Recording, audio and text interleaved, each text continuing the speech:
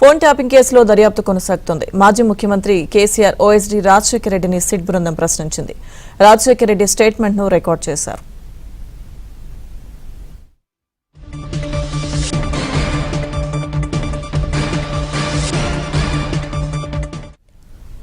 Phone tapping కేసులో దర్యాప్తు కొనసాగుతోంది. మాజీ ముఖ్యమంత్రి కేసీఆర్ ఓఎస్డీ రాజశేఖర రెడ్డిని సిట్ బృందం ప్రశ్నించింది. రాజశేఖర రెడ్డి స్టేట్మెంట్ను రికార్డ్ చేశారు. పూర్తి సమాచారం మా క్రైమ్ కరెస్పాండెంట్ ప్రవీణ్ లైవ్ లో అందిస్తారు. ప్రవీణ్,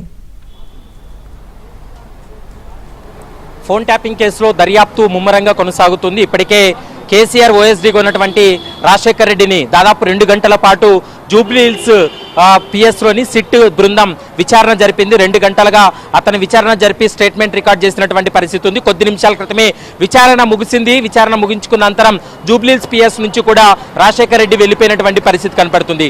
ముఖ్యంగా ఈ ఫోన్ ట్యాపింగ్ కేసులో 2024 మార్చిలో అప్పటి టాస్క్ ఫోర్స్ డీసీపీగా ఉన్నటువంటి రాధాకిషన్ రావు ఇచ్చినటువంటి స్టేట్మెంట్ ఆధారంగానే ప్రస్తుతం ఈ కేసులో కేసీఆర్ ఓఎస్డీగా ఉన్నటువంటి రాజశేఖర రెడ్డికి నోటీసులు ఇచ్చినటువంటి పరిస్థితి కనపడుతుంది.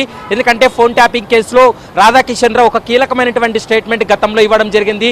ఎందుకంటే 2024 మార్చిలో తను అరెస్ట్ అయిన తర్వాత అతన్ని కస్టడీలోకి తీసుకొని విచారణ జరిపినటువంటి సమయంలో కూడా కొన్ని కీలక అంశాలను ప్రస్తావించాడు. మరోవైపు కేసీఆర్ పేరును స్వయంగా రాధాకిషన్ రావు తన స్టేట్మెంట్లో కూడా వెల్లడించినటువంటి పరిస్థితి కనపడుతుంది. కేసీఆర్ యొక్క కుటుంబ సభ్యులకు సంబంధించినటువంటి వ్యవహారాలతో పాటు ముఖ్యంగా రాజకీయ ప్రత్యర్థులు ఎవరైతే ఉన్నారో వాళ్ళ యొక్క ఫోన్లు ట్యాప్ చేసి ఆ సమాచారాన్ని అందజేశాము. కేసీఆర్ కుటుంబ సభ్యులు కావచ్చు, కేసీఆర్ చెప్పినటువంటి ఆదేశాలను అమలు పరిచామనేటువంటి అంశాన్ని అయితే మాత్రం రాధాకిషన్ రావు స్టేట్మెంట్ ఇవ్వడం జరిగింది. దాని ఆధారంగా చేసుకుని ప్రస్తుతం అయితే సిట్ బృందం ఈ కేసును విచారణ జరుపుతుంది.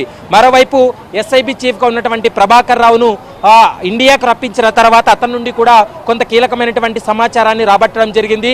ఎవరి ఆదేశాల మేరకు అప్పటి కాంగ్రెస్ పిసిసి అధ్యక్షుడిగా ఉన్నటువంటి రేవంత్ రెడ్డి, ప్రస్తుత సీఎం రేవంత్ రెడ్డి యొక్క ఫోన్ ట్యాపింగ్ కావచ్చు, మరోవైపు వారి కుటుంబ సభ్యులు ఫోన్ ట్యాపింగు, ఇటు బీజేపీ కాంగ్రెస్ కు సంబంధించినటువంటి రాజకీయ నేతల యొక్క ఫోన్ ట్యాపింగు, మరోవైపు కొంతమంది కాంగ్రెస్ పార్టీకి కావచ్చు ఇతరత్ర రాజకీయ పార్టీలకు ఫండింగ్ చేస్తున్నటువంటి కొంతమంది వ్యాపారవేత్తల యొక్క ఫోన్లు ట్యాపులు జరిగాయి. కాబట్టి వాటికి సంబంధించే విచారణ కొనసాగుతున్నటువంటి నేపథ్యంలో ఈరోజు కేసీఆర్ ఓఎస్డీగా ఉన్నటువంటి రాజశేఖర రెడ్డిని 2 గంటల పాటు విచారణ జరిపి స్టేట్మెంట్ రికార్డ్ చేసినటువంటి పరిస్థితి అయితే స్పష్టంగా కనపడుతుంది.